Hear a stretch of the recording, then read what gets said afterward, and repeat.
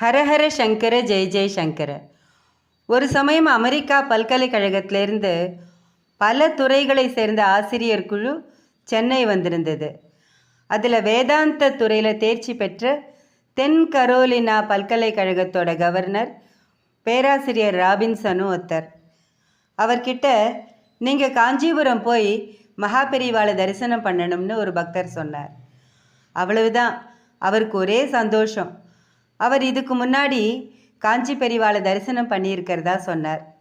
அது தொடர்பான தன்னோட அனுபவத்தை விவரமாக சொன்னார்.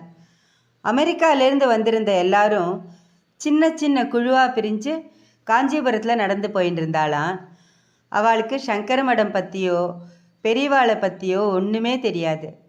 ராபின்சனும் அவரோட நண்பர்கள் 2 பேரும் சங்கர மடத்து வாசலுக்கு எதேச்சியாக வந்திருக்கா. கோவில் மாதிரி இருக்கேன்னு உள்ளே நுழைஞ்சிருக்கா. அங்கே ஒரு கயத்து கட்டில் உட்கார்ந்துருந்த பெரியவாளை பார்த்துருக்கா. ஒரே கூட்டம், அவளுக்கு ஒன்றுமே புரியல. திடீர்னு ஒரு பையன் அவகிட்ட ஓடி வந்து, நீங்கள் அமெரிக்காவிலேருந்து வந்திருக்கேளா அப்படின்னு கேட்டிருக்கான். அவளுக்கு ரொம்ப வியப்பு. ஆமான்னு சொல்லியிருக்கா. அங்கே யாருக்கும் அவளை பற்றி தெரிய வாய்ப்பே இல்லை. அடுத்த கேள்வி அவளை திக்குமுக்காட வச்சுடுத்து. உங்களில் யார் பேராசிரியர் ராபின்சன்? அவரை மட்டும் பெரியவா அழைச்சிட்டு வர சொன்னார்னு அந்த பையன் சொல்லியிருக்கான். வேதாந்தம் சொல்லித்தரும் பேராசிரியர் ராபின்சன் மட்டும் உள்ளே போனார். பெரியவாளை பார்த்தார். பெரியவா அவரை பக்கத்தில் உட்கார சொல்லியிருக்கார். அவ்வளவுதான். அதுக்கப்புறம் நேரம் போனதே அவருக்கு தெரியாது. தான் யார், எங்கே இருக்கோம்னு எதுவுமே தெரியாத ஆனந்த பரவச நிலைக்கு போயிட்டார். சொன்னவர் கண்டதில்லை, கண்டவர் சொன்னதில்லைங்கிற உண்மை அப்போ தான் எனக்கு புரிஞ்சுதுன்னு தன்னோட அனுபவத்தை பகிர்ந்துட்டார். இதே ராபின்சன் பின்னால் பத்மா சுப்பிரமணியம் அவர்களை சந்திச்சிருக்கார்.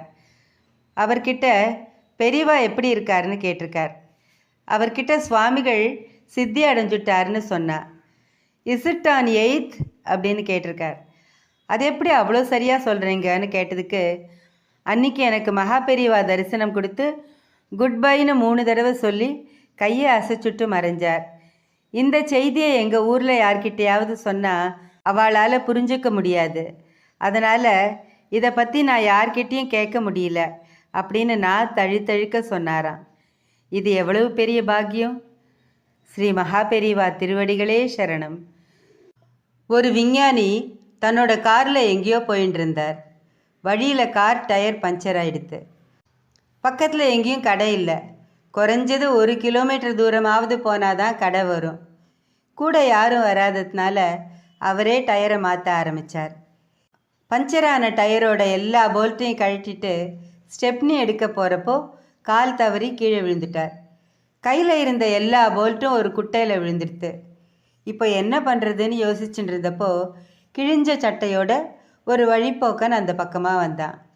அந்த வழிப்போக்கன் இவரை பார்த்து என்ன ஆச்சுங்க அப்படின்னா. இவரோ இவங்கிட்ட சொல்லி என்ன ஆக போகிறது அப்படின்னு, ஒன்றும் இல்லை, நீங்கள் போகலாம் அப்படின்னார். அந்த வழிப்போக்கன் கிளம்புறதுக்குள்ள அந்த விஞ்ஞானிக்கு ஒரு எண்ணம் தோணித்து. இந்த சாக்கடை குட்டையில் இவனை விட்டால் யாரும் இறங்க மாட்டா, அதனால் இவனை இறங்க சொல்லலாம்னு நினச்சிண்டு அவங்கிட்ட, நான் எவ்வளவு வேணால் பணம் கொடுக்குறேன், அந்த குட்டையில் விழுந்த என்னோட போல்ட்டை எடுத்து கொடு அப்படின்னார் விஞ்ஞானி. ஓ, இதுதான் உங்கள் பிரச்சனையா? அந்த குட்டையில் இறங்கி எடுத்து தரதில் எனக்கு ஒன்றும் ஆட்சேபனை இல்லை. ஆனால் அதை விட ஒரு சுலபமான வழி இருக்குது. 3 சக்கரங்கள்லேருந்தும் ஒரு போல்ட்டை கழட்டி இப்போதைக்கு இந்த சக்கரத்தை மாட்டி வண்டியை தயார் பண்ணிக்கோங்க. அதுக்கப்புறம் பக்கத்தில் இருக்கிற மெக்கானிக் கடைக்கு ஓட்டிகிட்டு போய் 4 போல்ட்டுகள் வாங்கி எல்லா சக்கரத்துலேயும் மாட்டிக்கோங்கன்னா. நான் இவ்வளோ பெரிய விஞ்ஞானியாக இருந்தும் எனக்கு இந்த சுலபமான வழி தெரியாமல் போயிடுத்தே, இவரை போய் குறைச்சி எடை போட்டுட்டோமேன்னு தனக்குள்ளே சொல்லிட்டு தலை குனிஞ்சு வெக்கப்பட்டார் விஞ்ஞானி. அதனால் யாரையும் எந்த சூழ்நிலையிலையும் குறைவாக நினைக்கக்கூடாது. உயிருள்ள பறவைக்கு எறும்பு உணவுன்னா உயிரில்லாத பறவை எறும்புக்கு உணவு. ஒரு மரத்தில் ஆயிரக்கணக்கான தீக்குச்சிகளை உருவாக்கலாம்.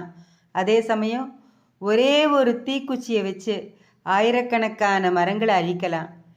நேரமும் சூழ்நிலையும் எந்த நிமிஷம் வேணால் மாறும். அதனால் யாரையும் குறைச்சலாக எடை போட்டுறக்கூடாது. சிந்திச்சு செயலாற்றுவோம், வாழ்க்கையில் முன்னேறுவோம்.